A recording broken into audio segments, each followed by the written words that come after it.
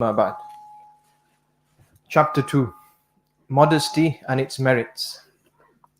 There was once an eagle that lived atop the highest of mountains, where it was nesting among the crags. One day the eagle felt curious about the village that lay at the foot of the mountain and decided to pay it a visit. As it landed on the ground below, an old lady suddenly threw a sack over it, capturing it and taking it to her home. Once at home, she took the bewildered and frightened eagle out of the sack.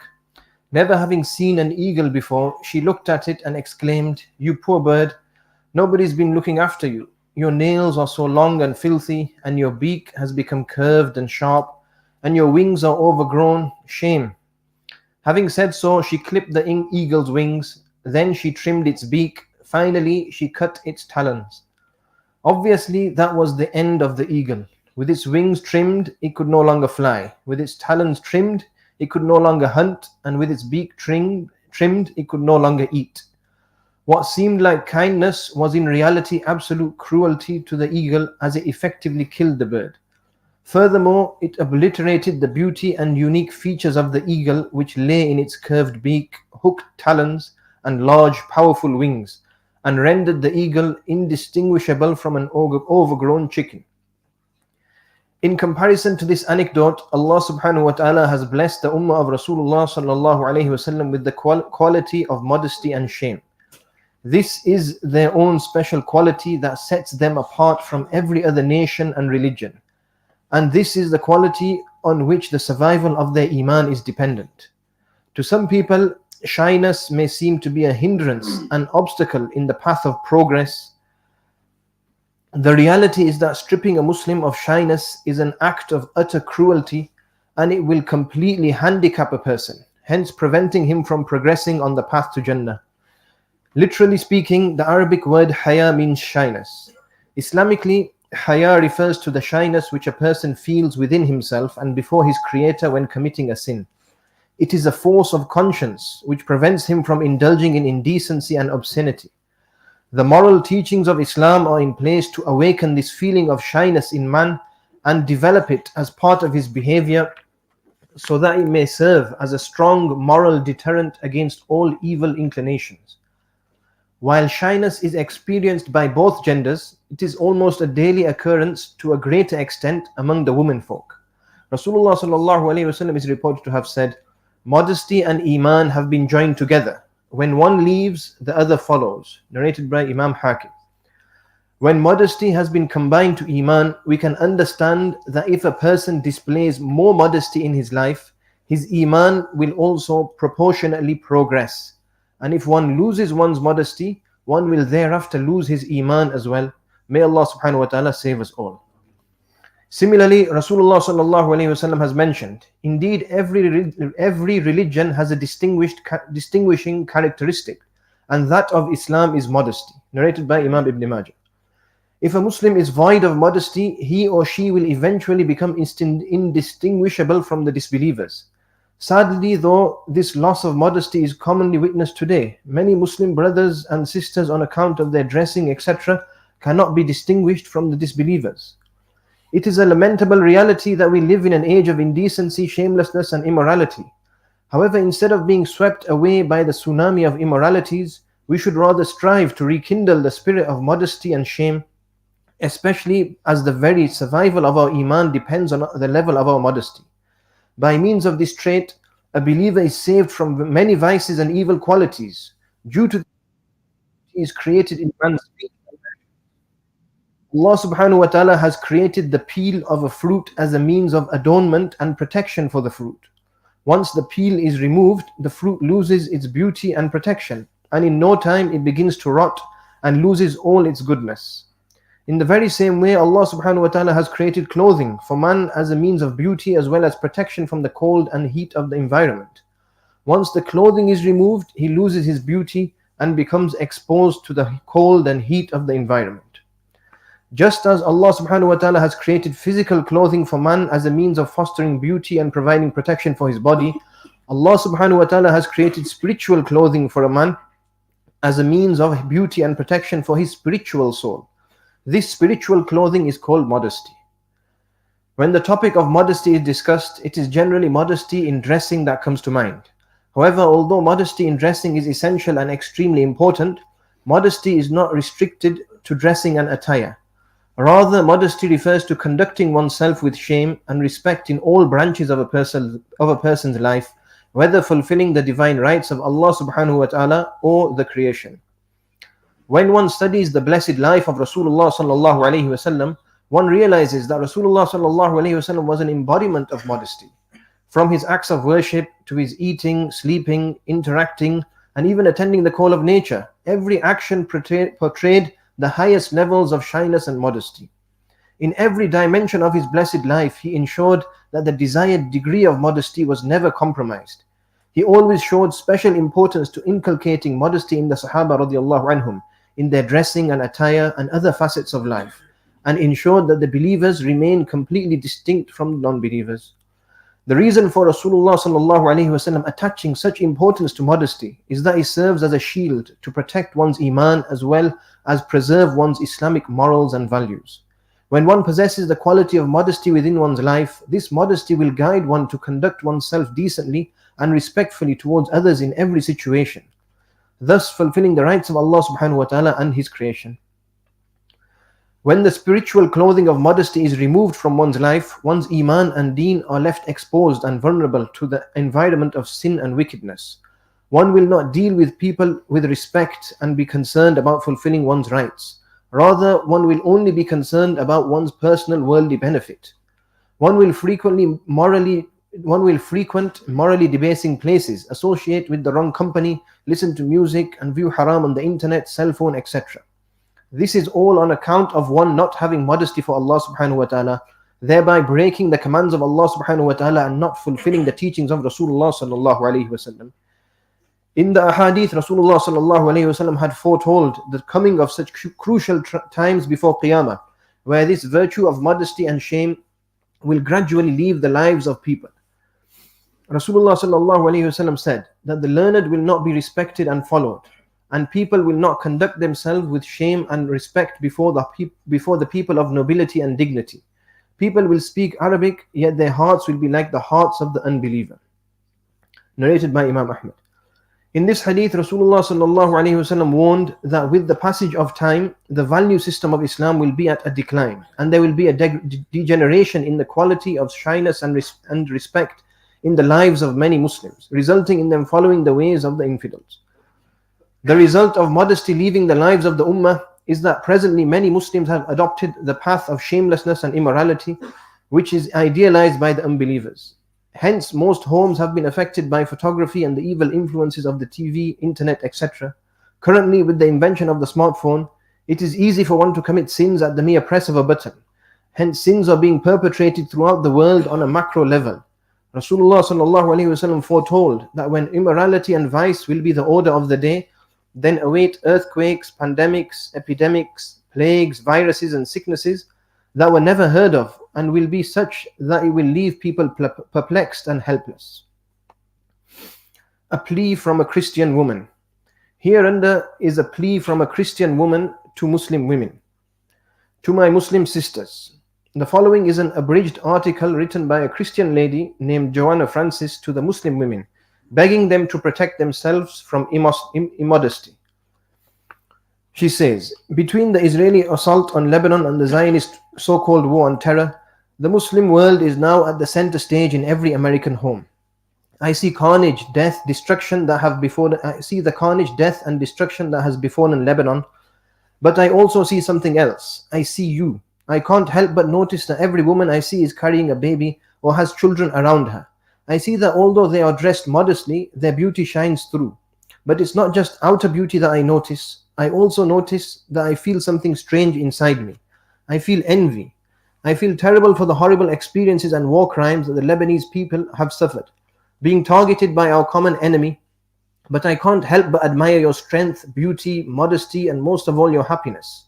Yes, it's strange, but it occurred to me that even under constant bombardment, you still seemed happier than we are, because you were still living the lives of natural women, the way women have always lived since the beginning of time.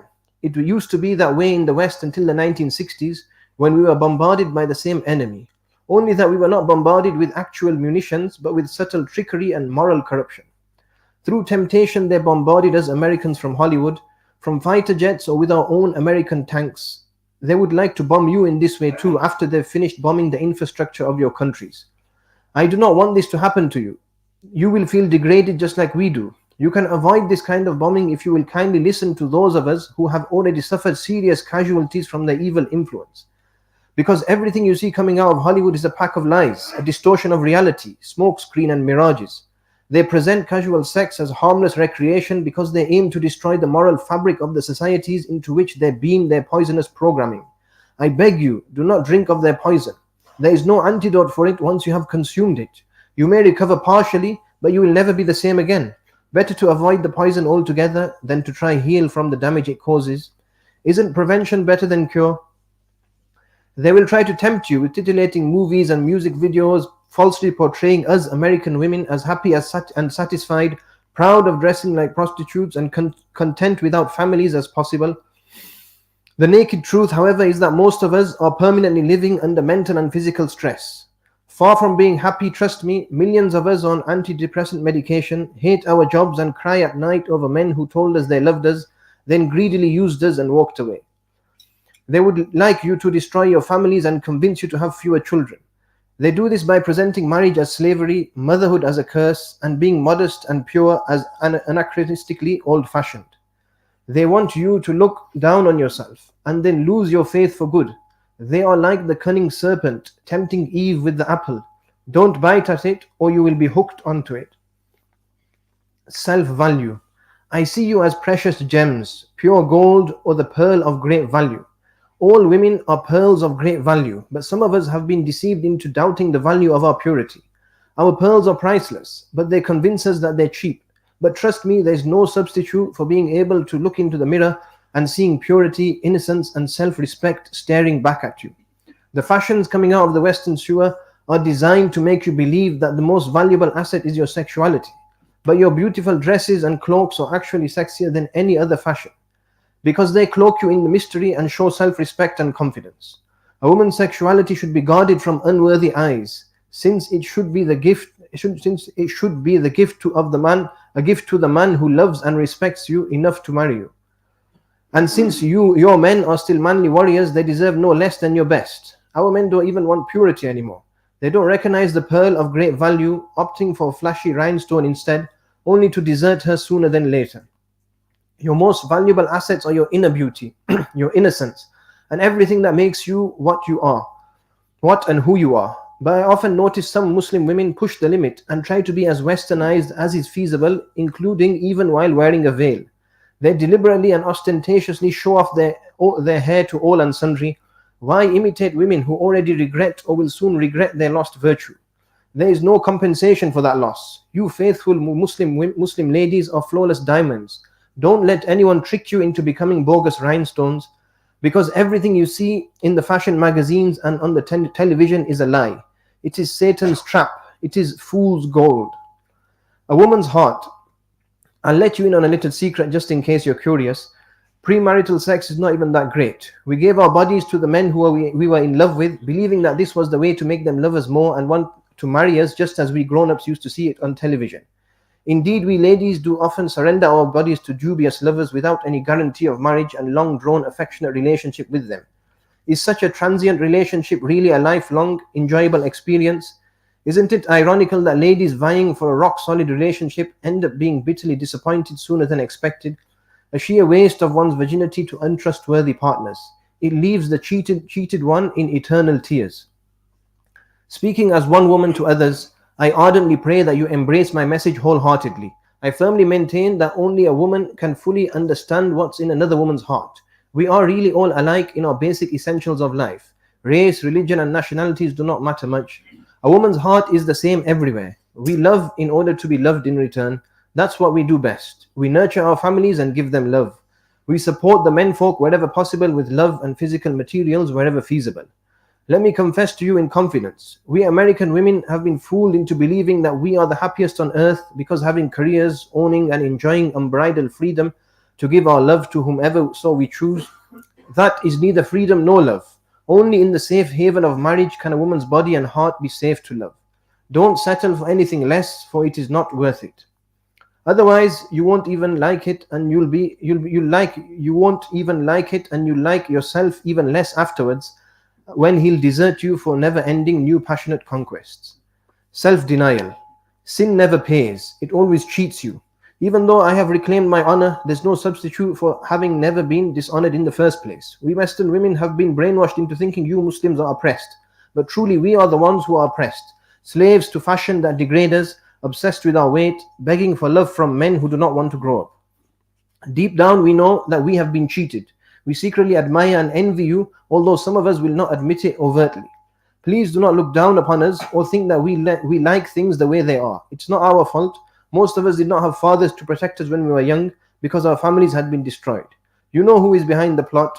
Don't be fooled, my fellow sisters. Don't let them get to you too. Stay innocent and pure. We Christian women need to see what life is really supposed to be like for women. We need you to set an inspiring example for us because we are simply lost. Hold on to your purity. Remember, you can't put toothpaste back into the tube once it's out. So guard your ethical toothpaste carefully. I hope and pray that you receive these pieces of advice in the spirit in which it is intended, the spirit of friendship, respect, and admiration from your Christian sister with love. When Iman enters the heart. Ponder over the level of shyness and modesty which is found after Islam truly enters the heart. Colonel Amiruddin, the great Da'i and the great inviter towards Islam, narrated the following. In the Kingdom of America, a man marries a man and a woman marries a woman. A man and woman live under the common law without being married. When nudist colonies are common, in such a kingdom, a dancing girl and her husband embraced Islam. They used to dance in the discos. There, many Muslims from all over the world would go to these nightclubs, drinking and gambling. It was decided by mashwara, consultation, that I should take a jama'ah, a group of invitees to Allah, to one such nightclub. When we rang the bell, a woman came out, scantily clad, and said, "Yes, gentlemen, what can I do for you?" When I saw her approaching, I was shaking from head to foot. I did not know what to do. Since it was decided by mashwara to go there, we went. I said, "You see, we want to speak to the owner of this hotel." His name was Ahmed, a Palestinian Arab. She said, "All right, I'll bring him just now." She got hold of him like a little chicken in her right hand and said, "Ahmed, darling, your friends want to see you. I tell you, I pray to Allah that none of our friends ever witnessed such a scene." Ahmed said to us, seeing us with our turbans, big beards and long qamis, kurtas, "Brothers, why have you come here?" We said, we have come because you have advertised the nightclub called Khaybar Pass. So we have come to see this. We are also human beings. We want to see what's inside this nightclub. He exclaimed, "What? You want to go inside?" I said, "Yes, my darling brother. We are speaking in plain English. We want to go inside." He said, "All right, come in." Anyway, we went inside and saw small tables and little red lights. The rest of the place was in darkness. You could hear the tinkling of wine glasses and jazz music playing. I tell you, brothers, may we never see such a scene again. All of our Muslim friends were seated with girls in their laps and wine glasses in their right hands. Somehow we got them together. In Syria, I had marched for 1,000 miles on foot in 1962, from Damascus to Halab and from there further. It was there that I learned how to read the Quran and Hadith and the Arabic language from an Arab tutor. I gathered those people and spoke to them in Arabic language for 1 hour. They were all Arabs. I cried bitterly and they all cried. 14 fellows came outside and spent 4 months immediately from there for the purpose of da'wah and tabligh. This was the changing point in their lives, these 14 fellows. These 14 fellows became the leaders of da'wah and tabligh in Central America. After they returned, they brought many more Arabs onto the deen. With them came one dancer, an Afro-American girl by the name of Jean, and her husband. She said, he was a drummer and she was a dancer. She said, "I also with my husband want to embrace Islam." I said, "MashaAllah, you are very lucky." She asked, "What am I to do?" I said, 4 things, and anybody who does these 4 things will have his Iman increased and he will see Jannah and Jahannam in front of his eyes. She said, "What are the 4 things?" I said, "Number 1, ibadah. Pray to Allah subhanahu wa ta'ala. Perform your salah. Fast in the month of Ramadan. Pay zakah if Allah subhanahu wa ta'ala gives you wealth, and perform hajj once in your lifetime." This is a small little book of basic masail. We are only a few Muslim people in America. This is a vast country which stretches 3,500 miles from east to west and 2,500 from north to south. Those were the beginning days when you had to perform your prayers on ice many times. Jamaats were kicked out of masjids, taken to courts and beaten up. I told her, you take this book, you and your husband should study it. This is my telephone number. If you have any difficulty, phone me. I will try my best to reply to you. In the city in which you stay, there are lots of Muslims. You can even ask them. Number 2, the second thing to do is invite your family. Give them da'wah. Through the da'wah, the aspects that you will invite towards will enter your heart. Your ears are nearest to your tongue. When you talk with your tongue, it will first enter your ears and your heart. It will then enter the hearts of the people you are addressing. This is the system of Allah subhanahu wa ta'ala. Do this, give this invitation with strength, and don't be afraid of anyone. Allah subhanahu wa ta'ala will help you. Number 3, the third thing you must do is to make ta'aleem of fada'il al-a'mal. Make ta'aleem of fada'il, the virtues of various Islamic practices. There is a book in English called Teachings of Islam, Fada'il al-a'mal. The author is Maulana Muhammad Zakaria rahimahullah, who is still alive at that time. Now he's passed away, rahimahullah. You can also find this book in your city library or bookshop. It does not cost much. Number 4, stand up in the late hours of the night for the tahajjud prayer, for the night prayer. Read the Quran in the night in this prayer and cry to Allah subhanahu wa ta'ala in dua at the end of this salah. They said, but we don't know how to read the Quran. I said, it doesn't matter. Stand up facing the Kaaba and say, Oh Allah, Oh Allah, Oh Allah, we are new entrants into Islam. We want you to give us guidance. If you cry to Allah in the night, one day will come when you will be an example for the whole of America. She asked, that's all? I said, that's all. Assalamu alaikum. I also said, remember one thing. Allah subhanahu wa ta'ala does not take this work from anybody who does not change according to his invitation. When you give the invitation, you must yourself change. This dress of yours must come off and you must wear the full dress.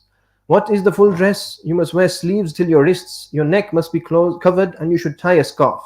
If Allah subhanahu wa ta'ala gives you the courage, you should wear a full burqa and the face veil, the niqab, in front of your face, because the order of Allah subhanahu wa ta'ala is udkhulu fi silmi kaffa. Enter Islam in totality and do not follow the footsteps of shaitan. Do you understand? She said, yes, I understand. They then went away. After 3 months, one night at 2:30 a.m. at the time of tahajjud, this girl phoned me. In America, the nights are very long in winter. Tahajjud time remains till 6:30 a.m. and sun rises at 8:30 a.m. in some areas. She said, it is a question of life and death. I said, in the darkness of the night, you are calling me from another country. It must be costing you a lot of money. Why didn't you write a letter? I would have replied. She said, don't talk of money. If all the wealth we had accumulated during the period of our ignorance of Islam was spent to understand one mas'ala that will save us from the pangs of hellfire, it is a very cheap business. Then she said, we did those four things for 3 or 4 months. The love of paradise and hatred of the hellfire entered our hearts. We thought, what should we do about our families? They are going directly towards hellfire by drinking, womanizing, and doing whatever they like. We therefore decided to have a family meeting. The men of our families would be in one house and the women would be in another, because there are no mixed parties in Islam. She had embraced Islam just 3 months ago but understood that there are no mixed parties in Islam. She continued, I was once traveling aboard a bus. After promising you that day never to wear the European dress again, I began wearing the cloak with full sleeves and pants and tied my hair with a scarf. I wore the burqa with the veil in the front. I was traveling in the bus. The bus suddenly sped at a dangerous speed. So I held on to the railing. My sleeves slipped a few inches and this much of the flesh was exposed. She started to cry at 2:30 a.m. She said, tell me, Colonel Sahib, tell me, will this flesh burn in the hellfire? What answer could I give her, my dear brothers? I said, my dear sister, I can assure you that I will not burn in the hellfire. Your thought is enough to save you from hellfire and take you to paradise. She insisted, but tell me, what should I do in the future? I said, put some elastic on the end of your sleeve so that it will not open in the future. I realized that she was flying high in the sky of Iman while I was still stuck to the earth. This is the result of the efforts of da'wah and tabligh. We make dua that Allah subhanahu wa ta'ala bless the entire ummah of Rasulullah sallallahu alayhi wasallam, to inculcate the blessed quality of modesty and shyness in their life, repent for their sins and come unto the complete sunnah of Rasulullah sallallahu alayhi wasallam in all facets of their lives. The benefits of modesty.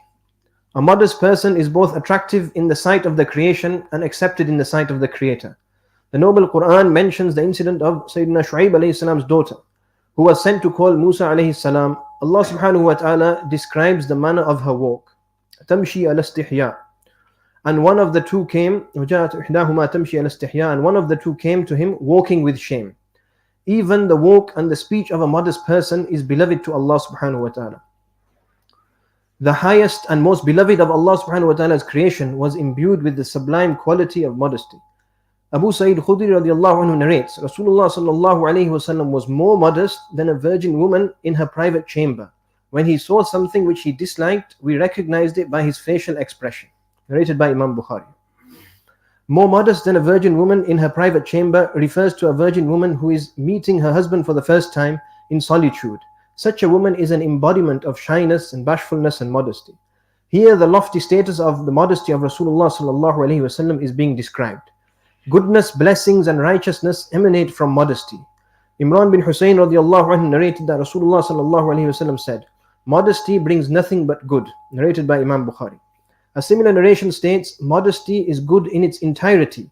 Or he said, modesty in its entirety is good. Since modesty prevents a person from disobedience, wicked conduct and a litany of modest actions, an Arab poet so beautifully states, إذا لم تخش عاقبة الليالي ولم تستحي فاصنع ما تشاء فلا والله ما في العيش خير ولا الدنيا إذا ذهب الحياء يعيش المرء ما استحيا بخير ويبقى العود ما بقي اللحاء. If you fear not the final result of the actions of the night, and you possess no modesty, then do as you please. By Allah, there is no goodness in life and in this world when modesty disappears. A man will live with goodness as long as he possesses modesty. The branch will remain in existence as long as its cover remains. A person divested of this quality is in actual fact deprived. Nabi sallallahu alayhi wasallam said, one of the pieces of advice that people learned from the previous messengers is that when you do not possess shame, do as you please. Narrated by Imam Bukhari. This shows that a person without shame is not bound to any moral code. His life is similar to that of an unbridled animal. Nabi sallallahu alayhi wasallam is reported to have said, when Allah subhanahu wa ta'ala intends to destroy any servant, he snatches modesty away from him. Narrated by Imam Ibn Majah. It is by means of modesty that a person will live a life of purity and chastity. The traits of modesty and chastity are inseparable. This quality needs to be cultivated and nurtured, not mocked at and ridiculed. Hazrat Ibn Umar radiallahu anhu narrates that Rasulullah sallallahu alayhi wasallam passed by a man from the Ansar who was advising his brother about modesty. Rasulullah sallallahu alayhi wasallam said, leave him, for modesty is a part of Iman. The Ansari companion was explaining to his brother the harms of excessive modesty, since due to shyness man is many times deprived of attaining his rights as he feels too shy to proceed to demand them. Nabi sallallahu alayhi wasallam prohibited him from this action. Question: modesty is an intrinsic quality in all people. How then can it be regarded as a part of Iman, and how can one be rewarded for possessing this uniquely priceless quality? Answer: even though modesty and shame are inseparable, it has to be nurtured so that it can be utilized according to the dictates of the divine commandments. This level of shyness is required and demanded. Abdullah bin Mas'ud radiallahu anhu narrates that Rasulullah sallallahu alayhi wasallam said, be modest before Allah as you ought to. The companion said, O Nabi of Allah, we are modest and all praises are solely due to Allah. Rasulullah sallallahu alayhi wasallam remarked, it is not as you think.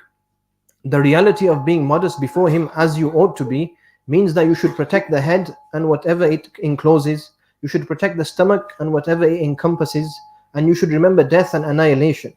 Whoever intends the hereafter will abandon the beauties of this world. Whoever has done this has been modest before Allah subhanahu wa ta'ala as he ought to. Narrated by Imam Tirmidhi. If this intrinsic and inherent quality is developed by pondering over Allah subhanahu wa ta'ala's bounties and seeing one's weaknesses, then the required level of modesty as demanded in Islam will be achieved. Therefore, Nabi sallallahu alayhi wasallam prohibited the companion from advising his brother to lessen this natural quality, as this was the stepping stone to acquiring the desired level. Abu Hurairah radiallahu anhu narrates that Rasulullah sallallahu alayhi wasallam said, Iman is over 70 or 60 branches, the most superior of which is to say that there is none worthy of worship except Allah subhanahu wa ta'ala, and the least of which is to remove any harmful stumbling block on your path, and modesty is an integral part of Iman. Narrated by Imam Bukhari. Even though modesty is included as a branch of Iman, it has been especially singled out here. since this will lead one to fulfill all the other branches. A modest person fears being embarrassed in this world and the hereafter. Therefore, it is only through modesty that anyone will fulfill his solemn obligations and abstain from prohibitions. Mullah Ali Qari rahimahullah defines haya, modesty, in the following words: Haqiqatul haya an la yaraka mawlak haythu nahak. The reality of haya, modesty, is that your master should not see you where he has prohibited you. Some pious people have stated that haya, modesty, stems from the inner conviction that Allah subhanahu wa ta'ala is watching one at all times and places. Thus, modesty protects any pious believer externally and internally from transgressing his commands. Modesty is of primary importance in preserving the moral fiber of society. Traditional Muslim societies had a strong sense of modesty, derived from the established Islamic ethos and prophetic codes. Unfortunately, morals, dignity, respectability, decency, and religion are being daily ignored and relegated to a second plan. Nowadays, fewer and fewer people concern themselves with these outstanding virtues and values. Non-Muslims control all the mainstream media in the form of magazines, newspapers, radio, television, and now the internet. These mass media are all powerful and effective tools not only to control the minds and the thinking of the masses, but to also destroy modesty. They project immorality and amorality in an attractive light by glorifying vices and sins. Some methods to preserve modesty and a pure society. Islam, by virtue of its social system of morality, provides various solutions in creating a modest society. The Holy Quran instructs men and women to remain well clear of adultery. Hence, all means and avenues which excite the passions and lead to indecency, lewdness, and shamelessness are forbidden. Some of these are discussed below. A few are related to both men and women, whilst others are only related to women, as they are the ones who will lose to a greater extent if their modesty is broken. Number 1. Lowering the gaze. Men and women should lower their gazes when they come into contact with strangers of the opposite gender. Allah subhanahu wa ta'ala says, "Tell the believing men that they should lower their gazes and guard their chastity. This is purer for them. Allah subhanahu wa ta'ala is well informed of what they do. And tell the believing women that they should lower their gazes and guard their chastity." Jarir radiallahu anhu narrates, I asked Rasulullah sallallahu alayhi wasallam about my eyes falling unwittingly on a strange woman. He replied, "Turn your eyes away." If a person's gaze unwittingly falls on a strange woman or a young handsome boy, then it is compulsory to immediately turn away one's gaze. The first unintentional gaze is forgiven. If a person continues staring or begins fantasizing, then he will be guilty of committing a sin. Rasulullah sallallahu alaihi wasallam said to Ali radiallahu anhu, "O Ali, do not let the first unintentional gaze be followed by another, because the first is forgiven but not the second." The pardoning of the first gaze is only applicable to those circumstances and occasions where a woman is not expected to appear. In this incident, the first glance is forgiven. It is thus compulsory to keep the gazes low in shopping areas, public places, offices, roads, etc. Salama radiallahu anha narrates, once Maymuna and I were sitting with Nabi sallallahu alayhi wasallam. Just then Abdullah ibn Maktoum radiallahu anhu, a blind sahabi, entered the presence of Nabi sallallahu alayhi wasallam. Nabi sallallahu alayhi wasallam immediately commanded Maymuna radiallahu anha and I to observe hijab from him. I said, "O Nabi of Allah, is he not blind and unable to see us?" Rasulullah sallallahu alayhi wasallam replied, "Are you too also blind? Can you not see him?" Pornography. Today, pornography has become easily available. The following article explains some of the harms caused by this social cancer. Pornography has become a pandemic. Here are some reliable statistics from a 2020 World Health Organization report. At least 66% of men aged 18 to 34 indulge in it. 41% of women have intentionally watched it online. 90% of teenagers who are regular internet users have viewed it. And prepubescents are being treated for addiction. There are now over 1/4 billion pornographic websites in existence. Internet viewers spend more time and money on this alone than football, baseball, and basketball combined. $14 billion is spent in California alone. In 2005, $1.5 billion was spent on cell phone porn in Western Europe. 2/3 of human resource professionals have found it on an employees' computers.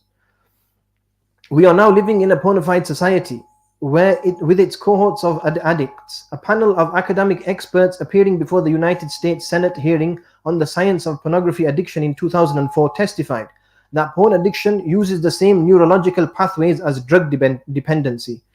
In the case of heroin addiction, synthetic opiates are injected into the body. When viewing porn, the body manufactures its own opioids, which are as addictive as heroin and cocaine. In order to understand just how addiction develops, it is necessary to know something about the brain. From deep down the brainstem, the mesolimbic reward center coordinates primal survival needs such as eating, nurturing the young, and sexual appetite by stimulating libidinous feelings of desire for carnal pleasure.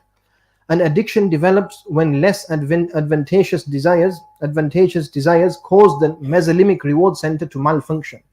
This is a common feature of all addictions. The porn addict excites his addiction through repetitive exposure to luscious images that initially thrill the viewer. This releases dopamine. The brain produces endorphins and a natural high ensues.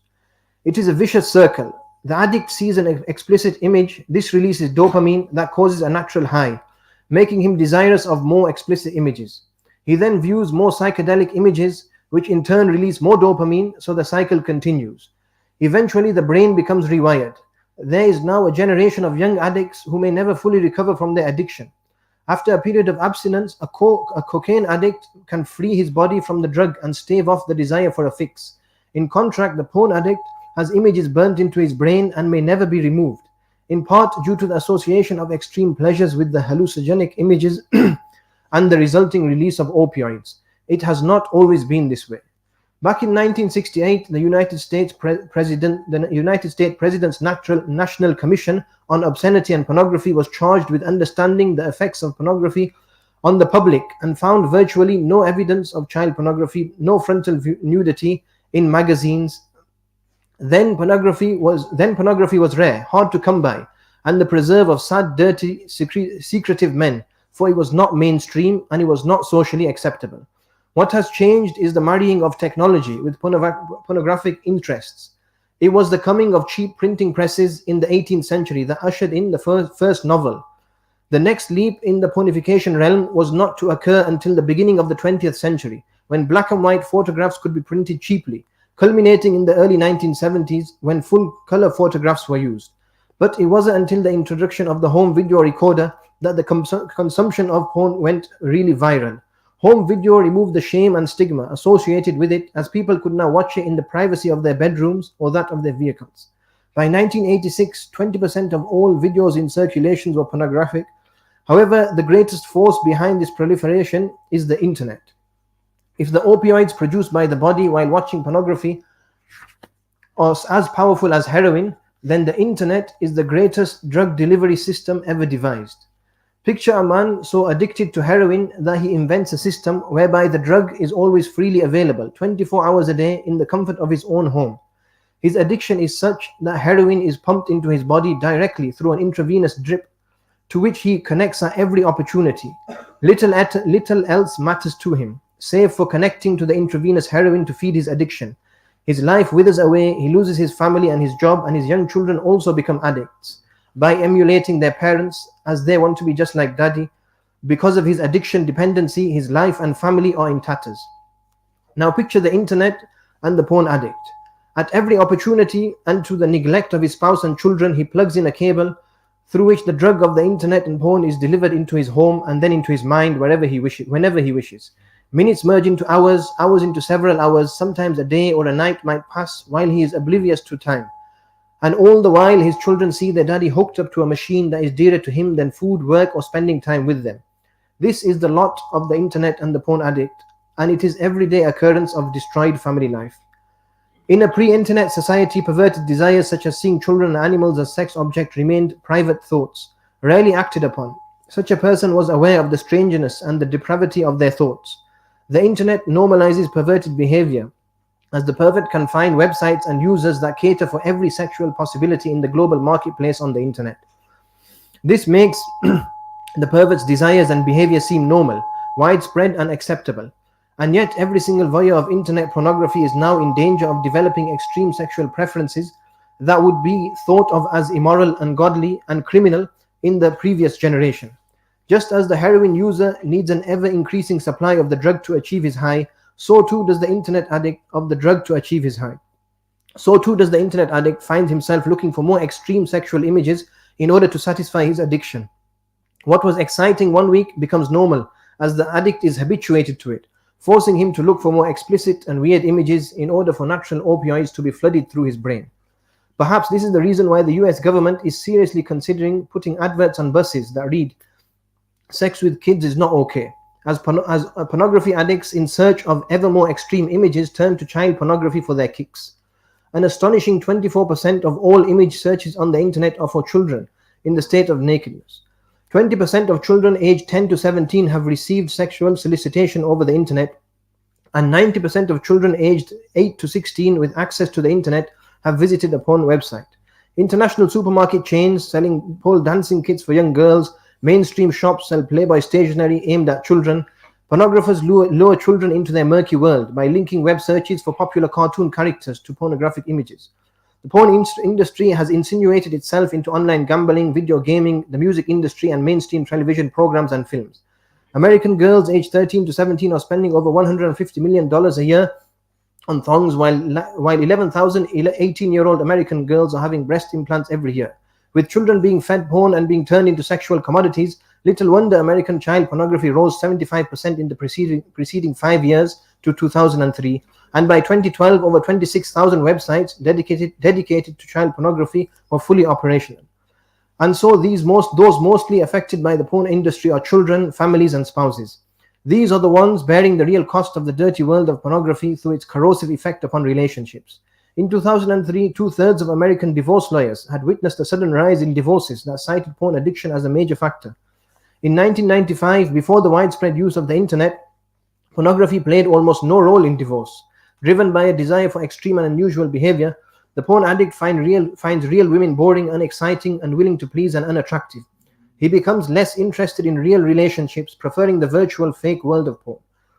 The real world partners of pornography users seem inadequate when compared to the ever willing to please porn star on the screen.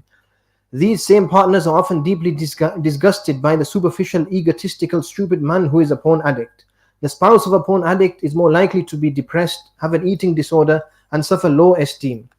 Any indulgence young women might give to hubbies who are porn users usually soon fades, giving way to frustration and hate, as the addict prefers his relationship with porn women over his spouse. He is in effect cheating on her, thus leading her to hurt herself with inflamed jealousy, nuptial betrayal, and uncontainable anger. Perhaps this is the reason why 40% of addicts divorce their spouses. The price of admission into this world of porn addiction is a deeply unsatisfying marital life, a long-term poor emotional and sexual relationship with one spouse, and neglected children suffer the most, as they too may easily follow in their father's addiction footsteps. Such children will have their career in tatters. Besides, they will also exhibit withdrawal signs from not only their families but society at large as well. In the end, children of an addict may have a diminished desire to have children and become an obsessed and perverted mind that thinks constantly of the opposite sex, a desire for ever more perverted extreme sexual acts. This will lead a sedentary, solitary life glued to the internet 24/7 to quench their permanent thirst and a constant nagging, uncontrollable pull towards viewing explicit images that have never before been seen in human history. In the words of one addict under the treatment at Mayo Clinic, "It was a pit of hell. I got no satisfaction, but I went there anyway." A real-life case in pornography. I am a 25-year-old male recovering addict to porn and masturbation. It all started about the age of 11 when I accidentally discovered masturbation. Back then, I did not understand what I was doing and did not realize that it was haram. But I have to say that even though I was young, I had a feeling that this was wrong. Anyway, I continued in this fashion for a year or two, then I discovered porn. At first, I was too embarrassed to simply walk into a shop and buy a magazine. So I would literally look in people's garbage in the hope of finding pornographic material. I remember staying awake late at night and turning on the TV once my parent had slept in order to watch late night TV, which often showed porn. I remember in shame the lengths I would go to conceal my secret, e.g. concealing the door, but not closing the door, but not completely, so that I could hear approaching footsteps, and hiding a video underneath a loose floorboard that was nearly discovered by my father at one time. It got so bad and I felt so guilty that one day when aged about 13, I took a brave step and willfully confessed to my father, who was extremely supportive and gave me practical tips to my problem. It worked for a few months, but my father thought he was successful, but I relapsed and went back to my old ways. I continued like this for a few years, until about the age of 15, 16. Throughout this time, I always felt guilty and ashamed, but continued anyway. That was when the internet had gone viral and conquered everyone in the world. To me, this was the start of a new level in watching porn, as it made it so easy. I mean, no need for embarrassing walks into an adult shop, and of course the ease of access and variety of content on the internet. I started off by simply watching nude pics and downloading free video clips. You see, the porn barons are very much like drug dealers. You get your first joint for free. Once you're hooked, you are forced to go back to the dealer.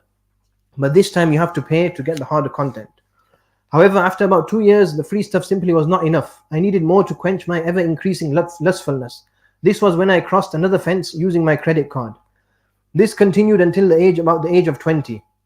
This was when it really got out of control, as I started to contemplate visiting prostitutes, euphemistically referred to as sex workers. You see, watching porn alone was no longer enough. Again, it's like drugs. You start with basic drugs and end up with the worst. Again, the internet made it very easy to do this, as prostitutes now advertise themselves on the web on certain websites. At first, like the previous post, I would only call these women. It gave me a kind of kick. I would justify it to myself by saying it's not haram to talk with them as long as I don't actually act on my feelings. But yes, you guessed it, I moved on to the next level and committed zina. After my first experience, which left me feeling very guilty, I decided to repent to Allah subhanahu wa ta'ala and solemnly vowed to cease watching porn.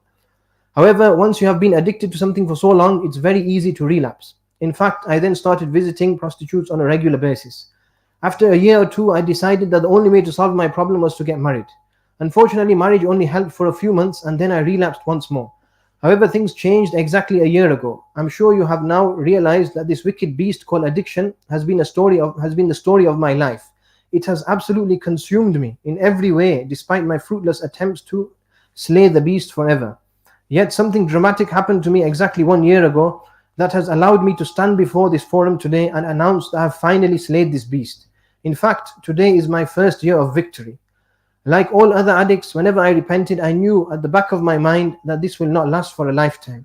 A year ago when I repented, I came to the realization that I could have this relapse thought at the back of my mind so as to make my repentance worthless. I then sat down and brainstormed all the evil consequences of porn. I came up to the following conclusions. Number 1, the most important one, of course, is going to Jahannam. Number 2, constantly feeling guilty and worthless. Number 3, constantly feeling ashamed of myself, leading to poor self-esteem and lack of confidence. Number 4, wasting my precious time that can be spent learning new things or simply enjoying the company of my family. Number 5, having to constantly lie to cover my tracks and repeatedly in order to cover my previous lies. Number 6, sexual contact with my wife became a chore rather than something to look forward to, as I simply was no longer excited by my wife. Number 7, the feeling of utter emptiness after masturbating compared to the feeling of joy when hugging my wife. Number 8, the amount of money wasted. I can honestly say that in the space of about 10 years, I blew approximately £15,000 on porn and prostitutes. This money could have gone to the poor, could have gone towards constructing my house, or would have paid for about 10 holidays, or at least 4 to 5 visits to the holy city of Makkah Mukarram. Number 9, the inability to do anything that would please Allah subhanahu wa ta'ala, such as read the Quran or help a Muslim. I always felt to myself, what's the point of doing a good deed as I have committed so many disgusting sins? Number 10, the utter humiliation I would feel if my wife found out, not to mention the enormous affectionate pain I would cause her had she found out I was watching porn and even cheated on her. So, how did I stop? It's a combination of everything really. Number 1, constantly reminding myself of the 10 disadvantages outlined above. In fact, I have them stored on my organizer and read them every day. Number 2, reading the Quran, making dua every day and giving alms to the underprivileged. Number 3, never staying at home alone if possible. Number 4, performing my salah on time. Number 5, going to my wife whenever I felt desire. Number 6, remembering how guilty, depressed and ashamed I felt after committing the sin of watching porn or masturbation. Number 7, a lot of you will probably agree with me that you watch porn when you are bored or have free time on your hands. There is a verse in the Quran about free time and how it should be used. I also recently heard a lecture in which the Imam said that all evils come from spare time, as this is when a human is at his most vulnerable. You have nothing to do, nothing to preoccupy your mind, and so in order to fulfill this void, you commit a sin such as watching porn. An ageless advantage has it that an aidless adage has it that an idle mind is the devil's workshop. If you know what it means. The message here is that always occupy your mind with something useful, like reading a book, visiting relatives, playing with your children, starting a new project, or doing anything as long as it is not haram. Never remain idle when you have time on your hands, as boredom can be your downfall and lead you till here. Never remain idle when you have time on your hands, as boredom can be your downfall and lead you to the wrong path. Apart from these 7 points, I have a few more tips that have worked for me. Number 1 year ago I took an oath to Allah subhanahu wa ta'ala that if I was to relapse, I would fast for 120 days continuously. Number 2, every day I go in front of the mirror and I psych myself up, screaming never, never, never, time and time again. This never means in full, I will never go back to my old ways again. Number 3, I have a secret book that I purchased specifically for this purpose. I have marked all the dates of the year in it for the next couple of years. Next to every day I have either a tick which would represent a successful day, i.e. a day in which I did not watch porn, or I would have a cross to represent a failure. Alhamdulillah, I now have 365 ticks and not a single cross. I look at all these ticks every day and it gives me a sense of great achievement. I would not want to see a cross in this book, as it would symbolize a return to the old ways. Seeing that cross would seriously depress me, hence I avoid it at all costs. I hope these tips will help you. Please make dua for me, as I want to continue on the right track. I know I can, I know I can, I know I can. Allah is on my side, Allah is on my side, Allah is on my side. देख लिया भाई, बहुत important advice है. चलो नमाज की तैयारी करिए, जल्दी आना शुरू हो जाए.